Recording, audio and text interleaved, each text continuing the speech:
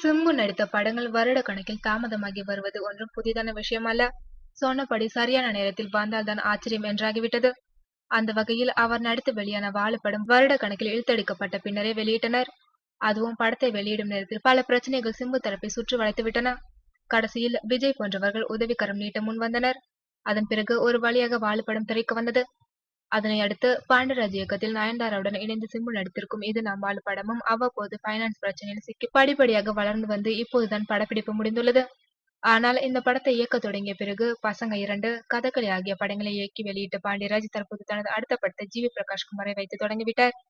மேலும் இது நாம் ஆளு படத்தின் கடைசி கட்ட படப்பிடிப்பிற்கு தன்னை அழைக்காத போதும் கவலைப்படாத பாண்டியராஜ் அந்த படம் திரைக்கு வந்தால் அதுவே போதும் என்று கூறி வருகிறார். இந்நிலையில் இது நம்ம ஆளு படத்தின் அனைத்து கட்ட வேலைகளும் முடிவடைந்து ஏப்ரல் 14ஆம் தேதி திரைக்கு வர தயாராகிவிட்டதாக கூறப்பட்டு வந்த நிலையில் அதே நாளில் விஜயின் தெறி ரிலீஸ் ஆவதால் விஜயுடன் போட்டி வேண்டாம் என்று மே 6ஆம் தேதி சிம்பு படத்தை தள்ளி வைத்திருப்பதாக தற்போது செய்திகள் வெளியாகியுள்ளன.